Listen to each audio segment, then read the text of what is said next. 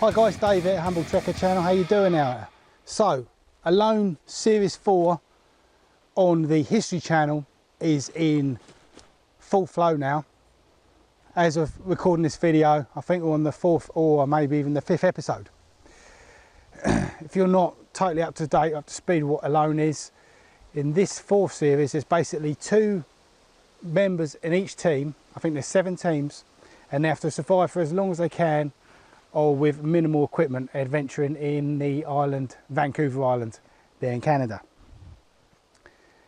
There was a challenge, or the whole series started off with a challenge. And that challenge was, or difficulty, something they had to overcome, was that one member of the team was dropped off on a beach in Vancouver Island, and the other member of the team was left 10 miles from that person, and they had to navigate with dead reckoning. They had a compass, I believe, they had a compass to that person through this very dense forest. So you've got one stationary party, one party moving towards them through 10 miles of forest, and that person was carrying, they said on the show, 60 pounds of equipment. Let's look at this situation. Let's look at how the best way of solving this particular survival problem. Navigating across 10 miles of unknown territory through dense woods without a map, just with a compass. So you've got to use dead reckoning to find a stationary party sitting on a beach. I admire the History channel for putting in this challenge, the 10-mile hike through the woods from point A to point B using dead reckoning and just a compass. There's 3 components here. They're testing 3 parts of their participants, their contestants. Number 1, there's a physical challenge. Walking 10 miles with a 60-pound pack. That's a physical challenge, no matter what anybody says it is. Uphill, down dale, in a very dense forest, that's a physical challenge. Number 2, there's the mental challenge. You may have to be out for 2 nights, maybe 3 nights, maybe more, going to a basically unknown destination in a land you've never been in with supposedly dangerous animals, although after 3.5 series now, still nobody's been eaten. So that thing about there being a lot of dangerous animals out there, I'm beginning to doubt a little bit. And thirdly is a skills challenge. How do you actually navigate from point A to point B through a dense forest to find one single person? I've busted out the pen and paper to get the basic principles, concepts of this challenge. We have person A,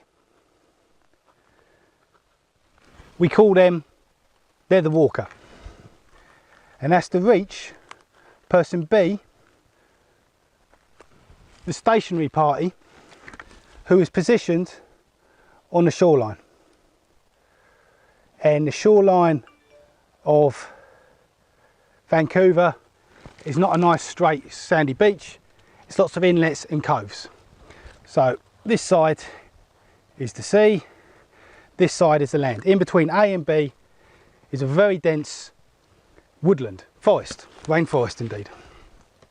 Person A is given a compass and is given a bearing to person B.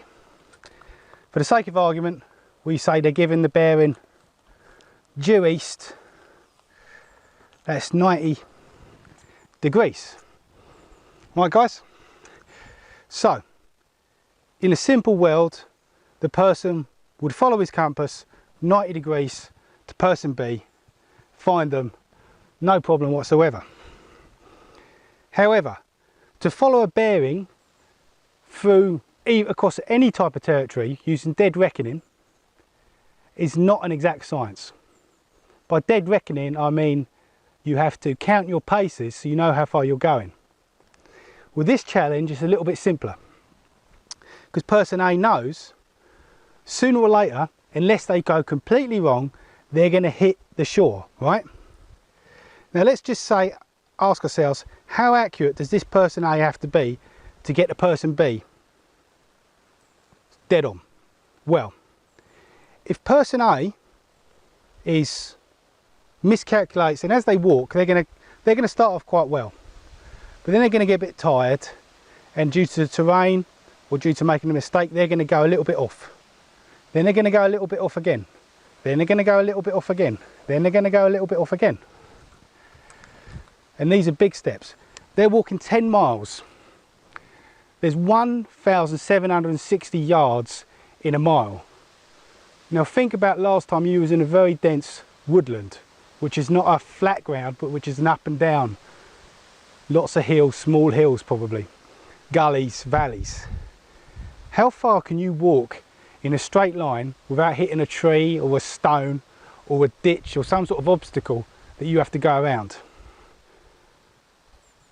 Probably 10 yards. So in each mile, this person is changing direction minimum 176 times.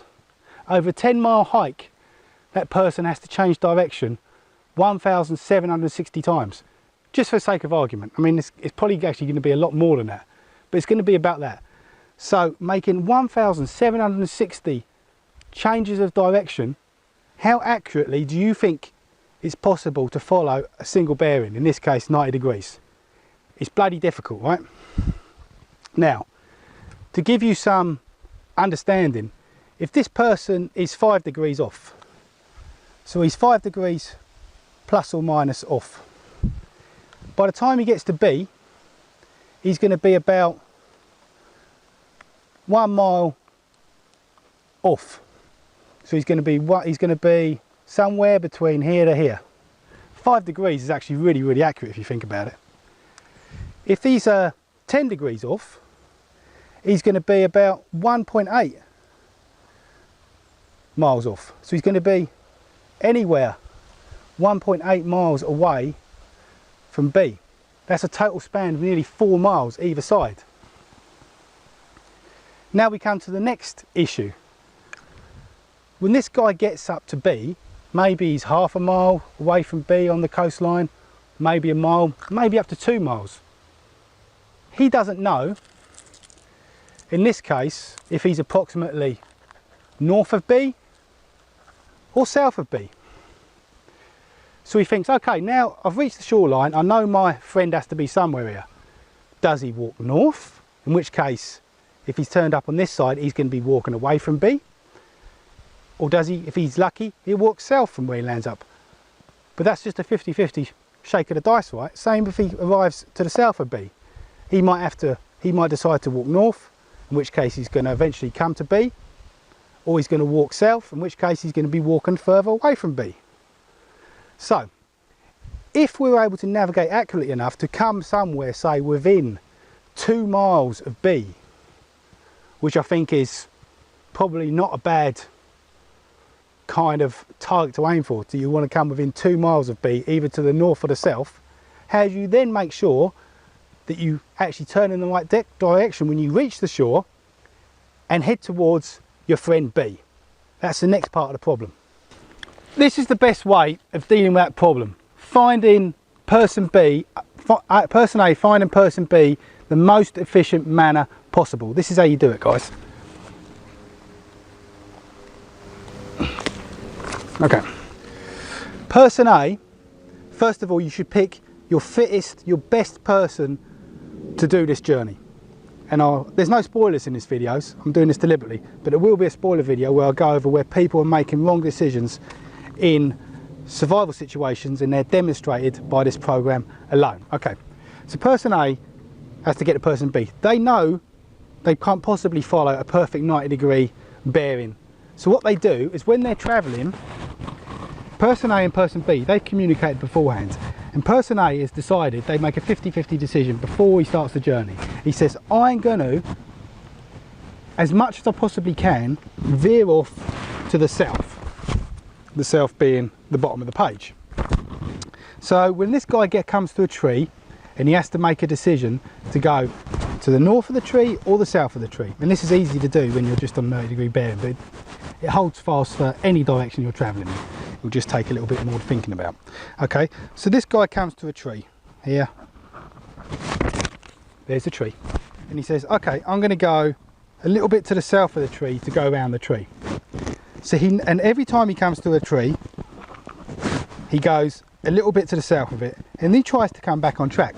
So he knows that he is actually always travelling a little bit south of east, and he can be smart about this.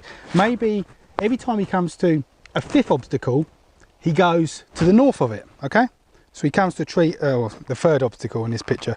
When he comes to this tree, he goes a little bit to the north of it.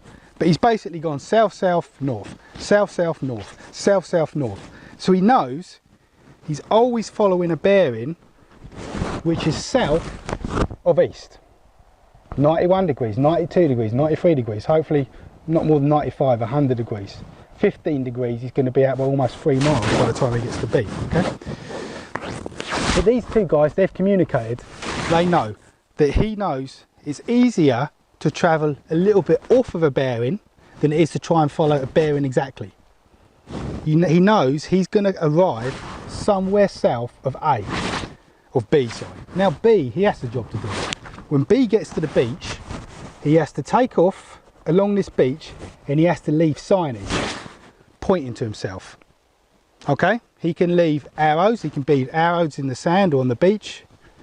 An even better thing than building arrows, because arrows take a long time to build, or a reasonably amount of time to build,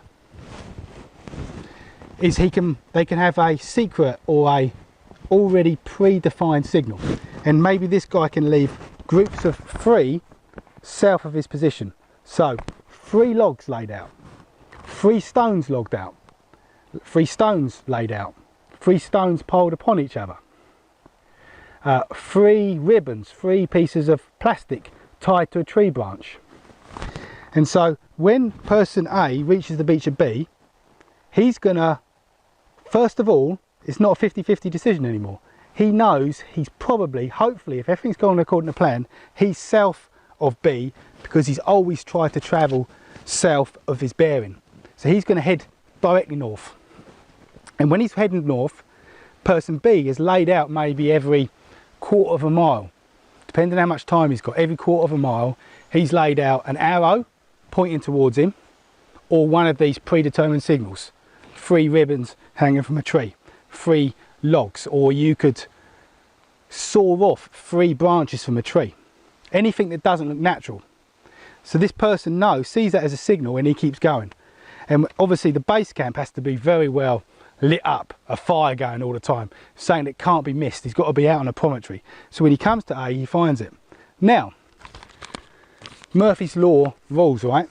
What if this guy, he's not actually managed to come south of his bearing? You know, it happens. He's actually failed and he turns up somewhere north. So he thinks he's south because that's what his plan told him to do, but he's actually, by mistake, shit happens, he's actually north. The first thing he's going to do, because he doesn't know he's made a mistake, is he's going to head north. And he's walking away from his buddy. So, after B has laid out the signals south of his camp, he's got to go north of his camp and start laying out other signals which are secondary. They're not as important because hopefully, according to the plan, A should have turned up south. But that might not have happened, so he's turned up north. He has to go north and he has to lay out arrows pointing in the other direction. In the sand, on the stones, some sort of arrow, 3 sticks, not 3 sticks north because I'm going to get to that. And also he has to put up maybe some other signals. Here, he can do maybe groups of 2. So they've predetermined that if he's walking along the beach and he sees a group of 2 large stones put on top of each other, 2 washed up bottles hanging from a tree, 2 ribbons hanging from a tree, 2 branches obviously recently sawed off a tree and laid next to each other. So there's a group of 2 here. He knows that he's actually made a mistake and he's north, and he has to turn around and start heading south. And once again, he'll come back to the well lit up camp. Hopefully there's a campfire going there, some food cooking, and they'll find each other. That is how you solve the problem of navigating through unknown terrain if you're able to communicate beforehand.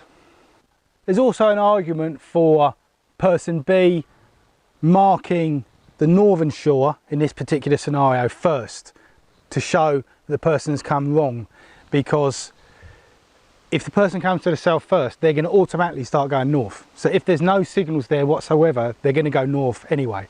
But if due to timing the person, so if due to timing the person comes to the south shore first and starts heading north, south of the camp, starts heading north, that's fine, that's no dangerous. There doesn't have to be any signs there.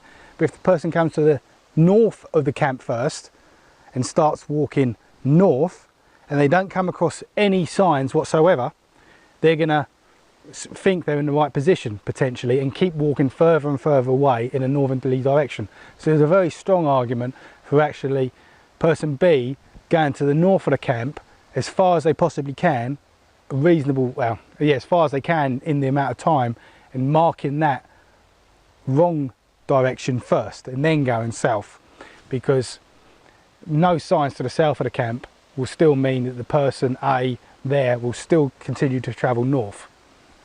That's a value judgment you'd have to take in the scenario, depending on how fast you think the person would take to actually get to the shore, because there's a lot to be said for having signs there for a morale and mental reassurance that that person has actually come to the right shore. Even if they're quite a distance to the south, they know they're heading in the right direction. That's just going to reassure them. So whether you put the signs to the south first or the north first is something to think about. There's pluses and minuses, advantages and disadvantages to both. Thanks guys, if you're a sub, thanks for that support. If you've ever left a comment, ever given me a thumbs up, ever shared one of my videos, thanks for that, and I'll see you all next time.